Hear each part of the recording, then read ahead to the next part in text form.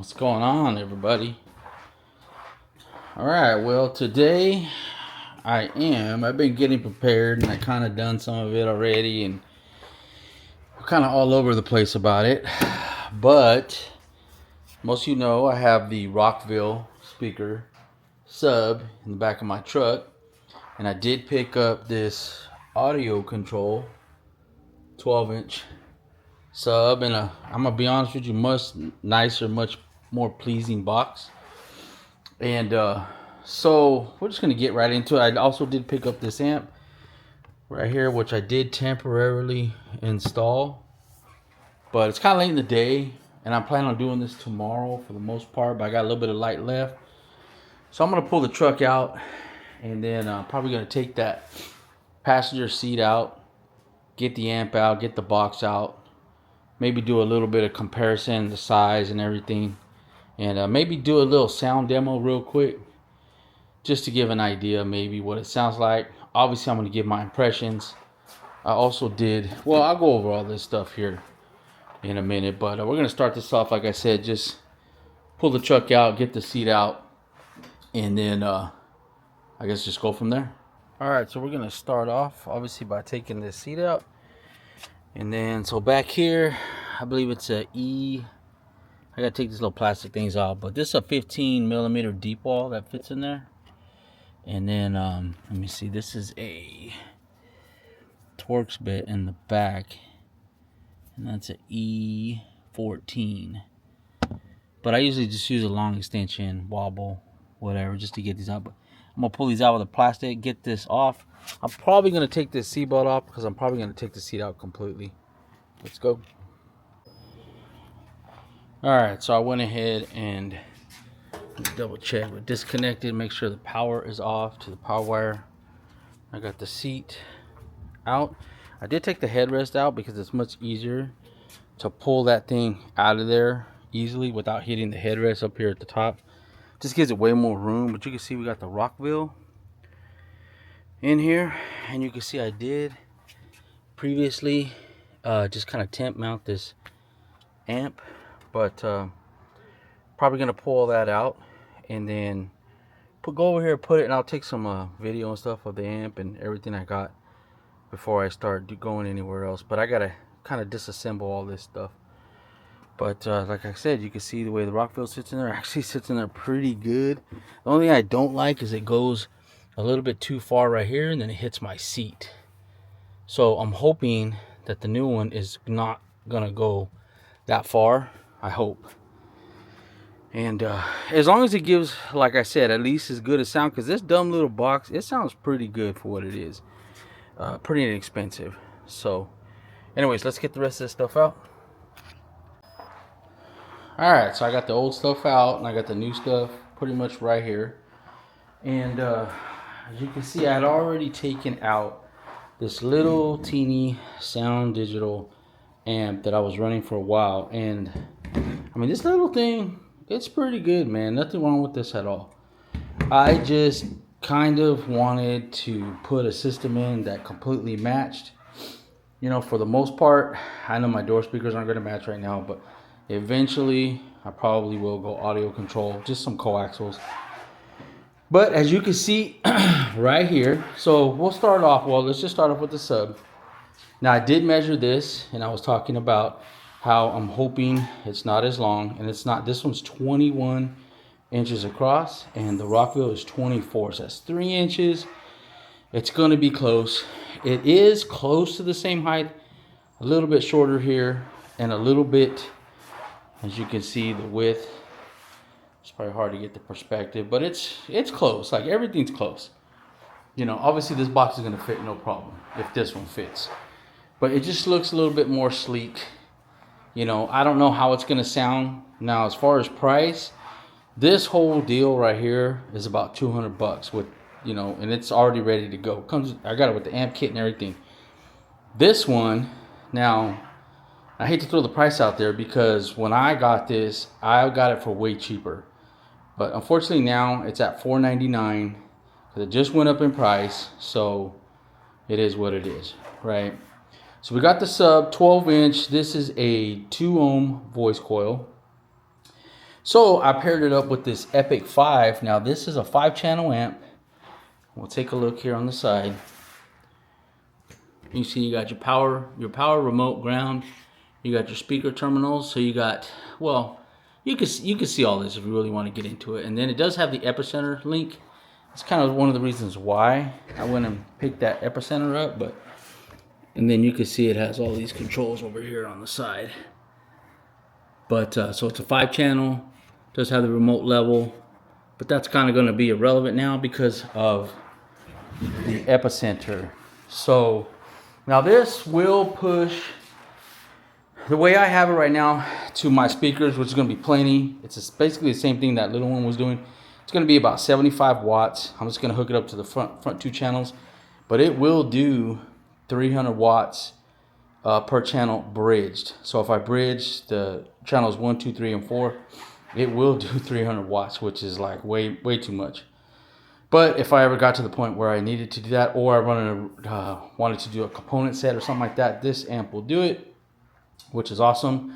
And it did come with this kit, so it did come with the RJ11 type cable, and then it did come with an AC RE, and this is a bass knob. Just gonna go ahead and pop it out of there, but. So that amp does come with this. So if you just want the amp, come on, focus there, buddy. There we go. All right. Anyways, so, you know, it has the RJ11 connector in the back. For some reason, my camera's not wanting to focus, but it does come with a bass knob. And then it also comes with this little link cable that goes directly to the Epicenter, which makes it way easier, supposedly. I guess we're going to see. It comes with a guitar pick. And some screws, some mounting screws, and some Allen wrenches, all in there. That's what comes in the amp. And I already put a tiny little scratch on here. It kind of pisses me off, but it is what it is. And then, okay, so now we got the Epicenter. Now, I always wanted one of these, and I always thought they're a little bit too big for what they did, but then they came out with this micro. And the main reason why I got it is because now, instead of having to run 2 knobs, like a level bass knob and then the one for the Epicenter, this one does both, which is like very intriguing. So this one's supposed to do the Epicenter effect, and then this one will do the level control. So I don't even have to plug my bass knob into the amp. It's going to come straight out of here. And this does a bunch of various stuff. There's a bunch of videos on this, you know, on the internet, but I looked all over for somebody installing one of these, this 5-channel, and, you know, giving some type of review, some type of feedback. Couldn't find anything. So I'm probably going to be the first on YouTube, which I don't know if that matters, but, and I also haven't had anybody, I haven't seen a video of anybody doing a review or anything on this sub. Now, I've always liked Audio Control, and I've had a lot of their stuff back in the past. So I just didn't get this stuff just so, oh, I can review it, whatever. But it is kind of cool that maybe I might be the first. Now, this also did come with some little mounting hardware. Oops, I guess I should get it in frame. But no big deal, just some like whatever. I'm probably not even going to use it. And it does come with this. If you guys can see that here. Let me just slide this over. So it comes with this little XT90 connector. Now, this is like something I did a long time ago on my sub box, but this makes a quick disconnect. So I'm probably going to use this rather than using the post right here. It just kind of, you can kind of see it, but it just plugs right in, which I thought was pretty cool. So anyways, that's just a little summary of what I'm going to do. You know, like I said, I've been listening to this, man, you know what? I forgot to get a dang sound deal, but trust me, I've listened to this thing for a long time. I always come out here, I like to just play the radio, kind of tweak with it, whatever. So the Rockville and this sound digital setup, so I know how it sounds, and it does sound pretty good. So I definitely will not give a biased opinion about if it's better or not, because I'm keeping this stuff in unless it sounds like complete garbage. Then maybe it's going back. I don't know, but I seriously doubt it. As long as it's on par with my old equipment, but just looks a little bit better, I will say that this amp does seem like it has a little bit more power, because when I hooked it up, speakers did sound just a tad bit more, how do I say, mid-range? No, mid-bass. Sound a little bit more punchy. So I will say that about that amp. But that's, that's just my first impressions as far as that. So let me get all this stuff in there. Actually, I don't know how far I'm going to get tonight, because the sun is going down pretty quick. But I'm probably just going to take a look and get the rest of this wiring cleaned up. And because I just kind of got a mess right here. And then I got to figure out this 4 gauge, because the 4 gauge is going to run directly into the amp. I got to get rid of these 8 gauges and make a new 4 gauge ground. So I'll probably do all that stuff here. And then maybe just continue tomorrow. But anyways, let's continue. All right, so we finished last night, kind of mocking things up.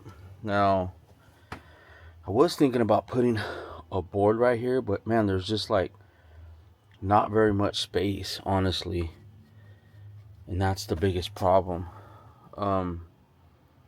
So I may just have to just do something like this. And man, I don't know. I'm gonna try the board, try to do something like that, but I don't know. I may end up just having to do something like this, because there's this plate right here, and the seat gets in the way. I don't know. I'll try to get it figured out. All right, so here's the bottom of the seat. Now, this is the plate I was talking about, but it does have a screw in here, so maybe I can just take this whole thing off, just eliminate this, because it looks like just these cables just kind of attached to it. So let me try that. All right, so we got it off. It was a T30. Basically that screw comes out, and then this just kind of like hooks in there, and that's it. And it just has these cables connected to it, so I'm going to disconnect these from here, and then these will just be dangling. Not a big deal. I'm not even sure why this plate's even on there. I mean, it does make it, I guess, easier to attach the cables. I don't know, but this is going to give more room to not worry about something getting in the way. But all right, let's keep going. All right, so I do have this kind of mocked up right here, and what I'm going to do is I'm just going to cut, just because this stuff, if it fits, it's barely going to fit. And this stuff is hard to cut. This is ABS plastic. It's a pain in the ass to cut, honestly. But I have it like right at the edge. So, and this will, well, I'll get into it if it works. If it doesn't work, then I'm going to go to, I guess it would be plan B. But, and then I may, even instead of cutting this off, I may try to melt, because this is probably going to be gone right here, at this whole section. But this part, I may try to fold it over, because there is like a little bit of a down right there. So we'll see. But if not, like I said, I'll go back to the plan. Alright, so I'm going to be honest with you. I don't remember the last time I cut some of this plastic. It cut so easy. If you do cut some of this plastic, definitely use something like a circular saw, table saw, whatever. Do not use a jigsaw, because I remember trying to cut this with a jigsaw, and it was just a pain, because it kept melting. And so I don't know if the plastic I have here is better than the last time, or it's only because I'm using a circular saw. But I'm going to say it's probably because I'm using the circular saw. But you can see, I just vacuum most of it, but you will have a million little plastic shreds, whatever. You know, you don't want that going in the ground, whatever. So I'm going to finish just cleaning the rest of this up. But that's how you would cut some of this plastic, and it cut pretty good. I mean, good enough, right? So let's get to it. Okay, so originally I had some of this. Well, I actually still have the piece under there. You can kind of see it. But so this is just some 1x2 underneath the carpet. So you can see I had the amp. So I drilled holes, and I just put some screws in, and that was holding the amp. It actually holds it really, really good. But now I put another piece in here that's a little bit longer. And so my plan is to attach this to that, and then attach my other, obviously my components to this. And this is what I was saying, where I was thinking about bending it over because obviously there's a gap right here. So we shall see. We're just gonna keep going. Okay, so obviously when doing these type of projects, let me get this camera in here. But I love having these little assortments. I got a couple of them. But the black screws, man, these are cheap on Amazon. And I got some self-tappets. So what I did was I just measured right here. See if we can get a good picture of this. But so I just found one that's not gonna go through everything. Obviously the carpet's gonna be in between. But so I may even be able to use one that's a little bit longer. Actually, I probably will. Let me see here. Let's see if we have one a little bit longer, because the carpet will be there. Yeah, so probably this one, which is barely cutting through, but the carpet will be in the middle, and this should work. If not, I do have some right here that don't have the end, you know, like the self-tappet part, the drill part, and then I can just swap it out for one of these if it's not holding good. But let's get that black piece mounted in there and let's keep going. Okay, so that worked pretty good. So now it's in there. I mean, it's in there. Like once this all gets put down, this amp ain't going nowhere. But what I'm gonna do is I'm gonna take these back out and I'm gonna countersink them with this big drill bit. I don't have one that's perfect size, so I'm just gonna make one a little bit bigger, just so these heads can go down and be underneath the amp. All right, let's go. All right, so we got those down. Now those are definitely below, so the amp can sit on here no problem. And then we'll just screw the other stuff to this plate, and then I'm probably going to bend, well, maybe before I do that I might bend this right here to see, maybe just bend it down at a slope or something. I don't know. I mean, I could just leave it too, or I could just cut it off. Maybe I'll try bending it. If I don't like it, I'll cut it off. Alright, so we're going to use my little handy dandy little heat gun, the flame. And we're going to bend it. And I did mark it, and I put it a little bit, a little bit past. Let me get this damn gimbal going. But the line is here, so I'm going to bend it a little bit past it, because in case I have to cut it off. But we'll give it a try. Alright, so I kind of like how that turned out.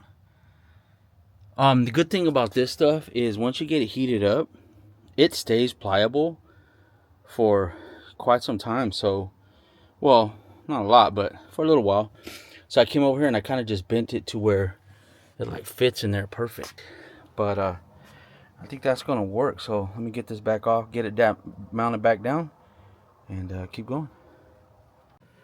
All right, so I got everything mounted on there, and you know, it's looking good.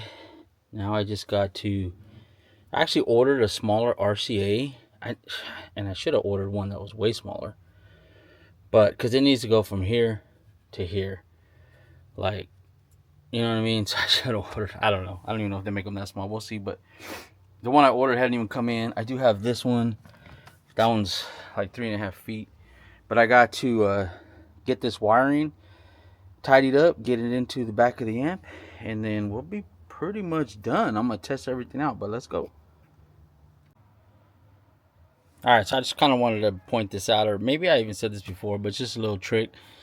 Obviously when I got the wiring cut here, I didn't label which speaker is what, so there's a little trick you can do. Let me get the camera in frame here. But so if you just take one of the speakers, you take like a little 9-volt battery, you can just pop it. See, I could tell that's the driver's side. So that's just the easy way of identifying your speakers, and you're not going to hurt them with that little 9-volt. So anyways, just a little quick tip. All right, so we got pretty much everything tidied up, cleaned up pretty good.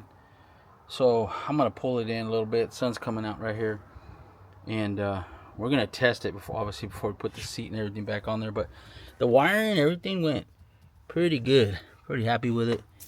Here's for the seat. So hopefully this cable is going to work. I don't see why it wouldn't. The original cable was a six wire, yeah. And the one that comes with the bass knob is only 4, but should be fine. And I have these just kind of timped right here because still waiting on those other RCAs. But anyways, let me pull this in. We're gonna test it. I need to slap the sub in here too, and then we'll see what happens. All right, so I got the sub in, and yeah, I totally forgot to wire up the sub, but it's in now. And actually, I got to set the gains and stuff, so I'm getting ahead of myself, but I need to pull it in a little bit so I can get some shade and set the gains. Okay, so for this test, you do want the speakers disconnected. Now I have the DD1 here plugged in at the top, and I'm into the positive and negative of the subwoofer. Now, so we're going to turn this on. We're going to wait. I'm going to turn this up. Now I have the gain all the way down in the amp. This is how we're going to test the, you know what, let me close this door over here. Okay, so like I said, gain's all the way down. DD1's connected. We got power here. It's just, well, I'm getting tangled up here. Okay, so what we're going to do is we're going to look for a 40 hertz signal. So since we have the gain all the way down, we're going to be testing the source level. So we're going to put the volume all the way up on the radio.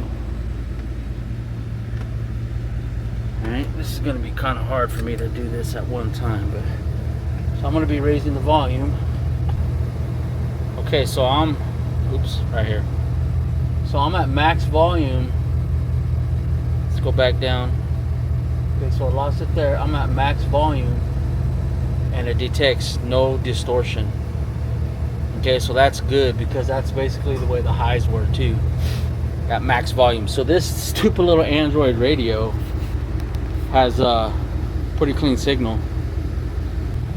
Okay, so we can see we got a signal. So now I'm going to go into the gain of the amp right here, and I'm going to turn this up until we get some distortion.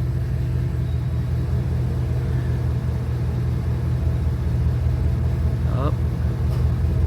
Add a little flicker.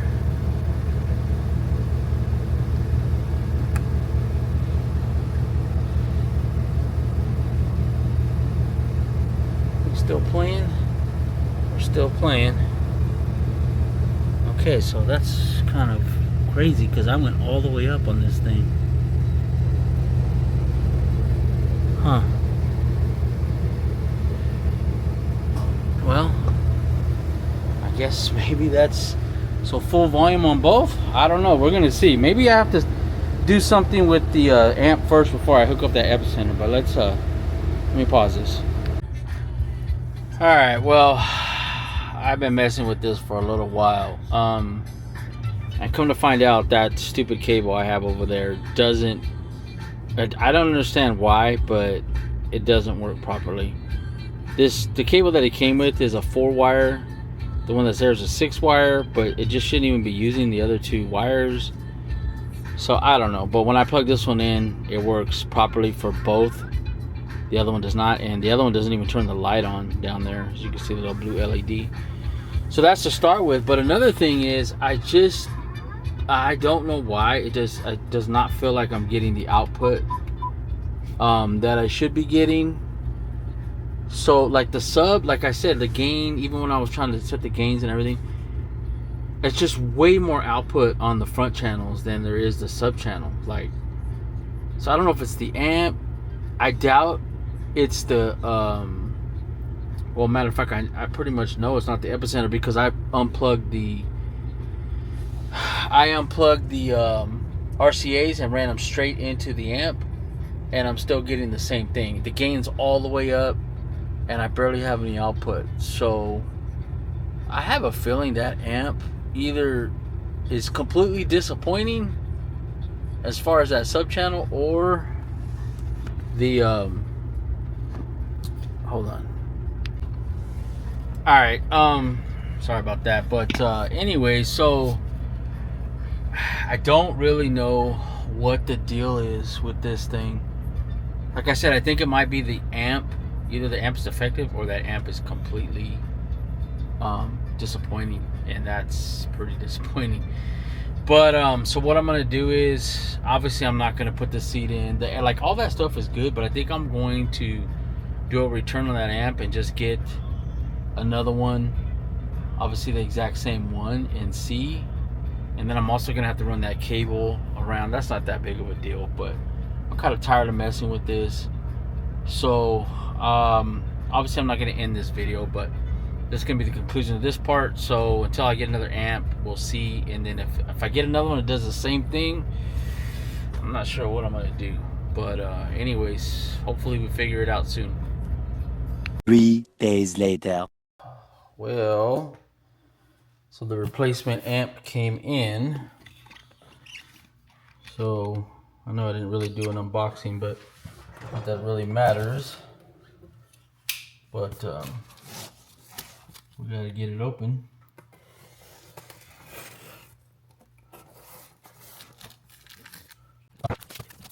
That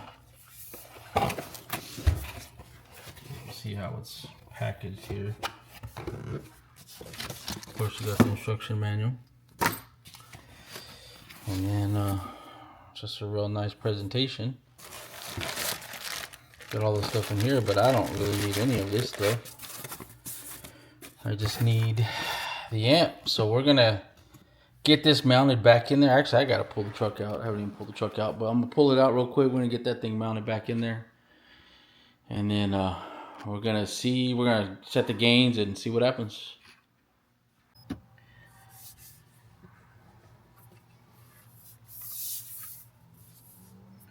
Says QC pass. Guess we'll see.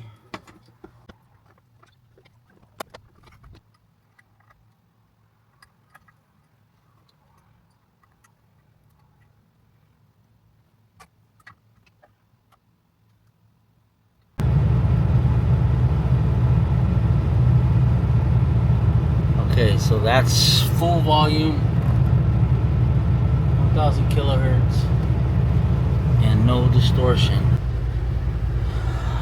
Okay, I'm not even sure if I got the other part into the video, but in the frame I think I didn't, but I'm gonna do this side. So I got the sub connected up right here, and we need to switch to a 40 hertz track. Turn this on. Oops. Okay, so I do have the 40 hertz track already. Now let's turn this gain up. Okay. Okay, I'm gonna say that last amp was defective, because now I'm getting some output. Let me double check everything. Pause. Sorry, I don't understand. Shut up, Google. Okay, so sub is not muted, nothing. Everything's flat. Let's start it over.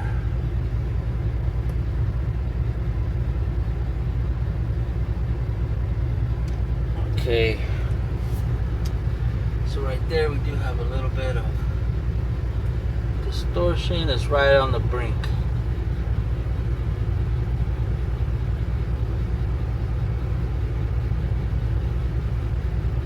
We'll literally put it right there at the ragged edge, because there it is, like right at the ragged edge. I kind of want to just get this seat back in, get this truck back together.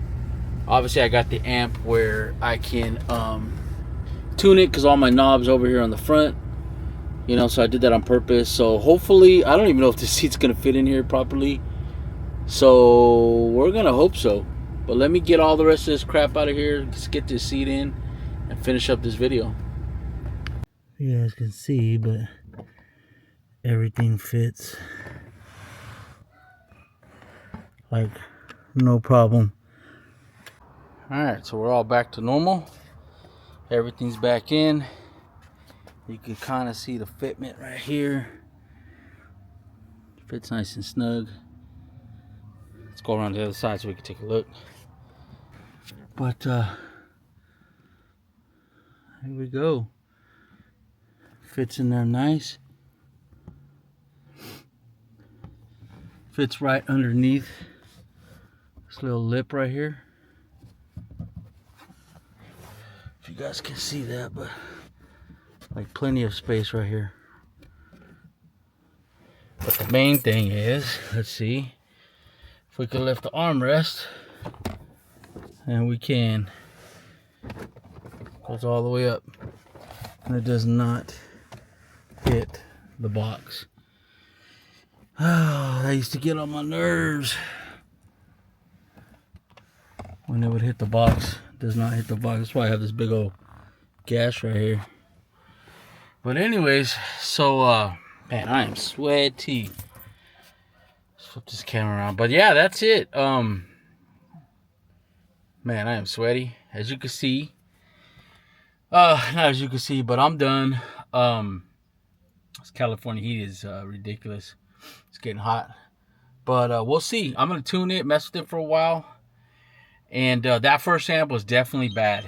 There was something going on with that sub channel and the gain, and just had no output. So this amp, everything went perfect. The gains on the highs, the gains on the sub, everything went perfect, like how I thought the first one should have. So we'll see what I think. I will give an update on this, and I may even, because of the setup I have now, I may even transfer or try some other subs. Like there's a couple of kicker subs that are close to the same size. I may get a couple of those different ones and try them just to see and give my honest opinion. You know what I mean? 3 days later.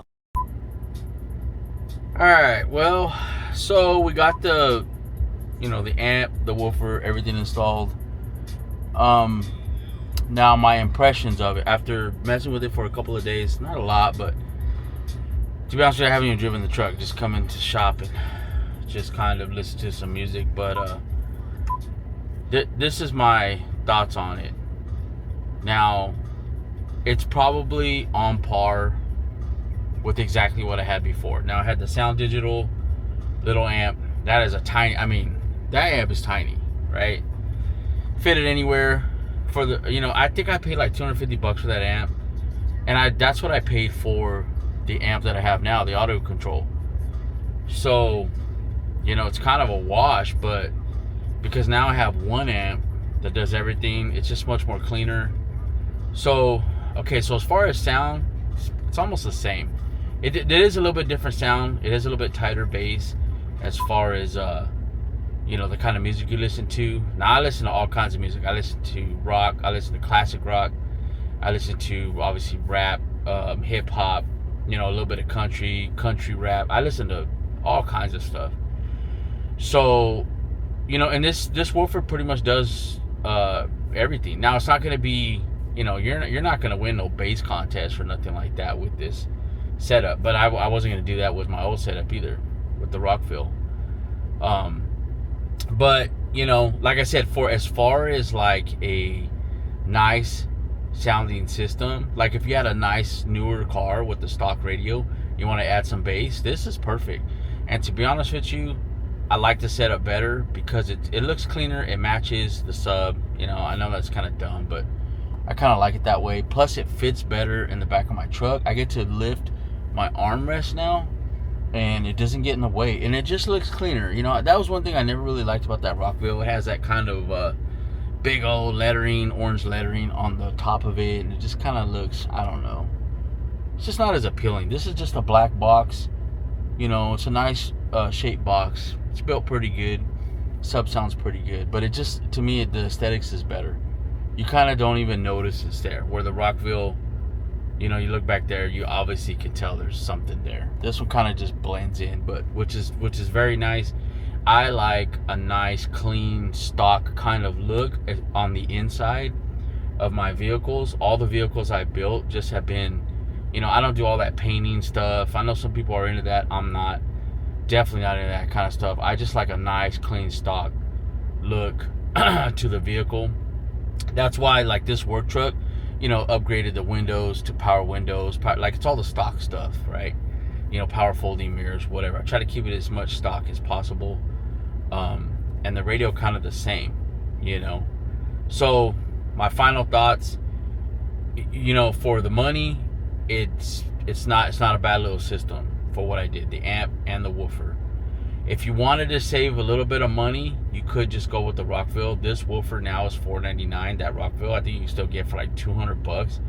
So if you're tight on money, you know, you could go that way. They're gonna get about the same sound. So, but you know, I'm not overly excited about it. You know, I can't say that because I'm basically getting the same thing. So honestly, that's my final thoughts, right? It's almost like taking the old stuff out and putting nicer looking stuff in and getting about the same sound. So if anybody's in the market for a sub or that 5-channel amp, now as far as like I only have 6.5s in the front, and what do I have? Some JBLs. I can't even remember the model name, but I have some JBLs in the doors, and they do sound pretty good, man. Like that amp does sound pretty good. It does put out a lot of mid bass, so it does have some power. It overall, you know, these amps, they're obviously cheaper. I'm sure it's made in China, you know, like almost everything else, but it's pretty good. So if that amp for the money, yeah, just be careful, because if you don't have a DD1 or something like that to set the gains, you might not even have noticed the issue that I was having as far as you know, trying to set the gain going all the way up. I mean, how can you be full volume on the radio and full volume or full gain on the amp and not have any distortion? That's like unheard of, right? Nothing's that clean. So, but the new amp fixed that. I actually even contacted Audio Control, but I had already sent the amp back or whatever, so no big deal. But they were absolutely happy to assist me with that. That's pretty awesome. So anyways, I don't know, take what you will from this video. I know this is a long video, and you know, here in the end I have a lot to say, but it's just some information, you know. If you're looking at this sub, if you're looking at that amp, hey, what I probably will do is I will give another update maybe later on down the road, see if I'm happy, see if I blew the amp or the woofer or whatever, right? So anyways, that is the end of this video. Hope you guys enjoy. I try to put content out that helps everybody, you know, so if you could subscribe, like the video, and then we'll just let's wait till the next time. All right, peace. Wanna get high? Do you wanna get high?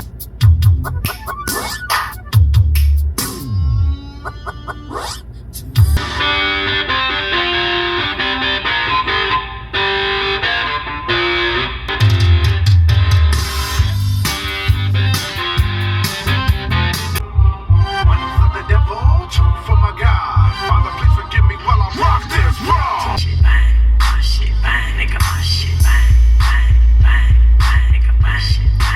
Sicker than your average. Papa twist cabbage off instinct. Niggas don't think shit, stink big getters. Let's take it back to my roots. Blue collar working in boots. I break my neck for a check. I broke my.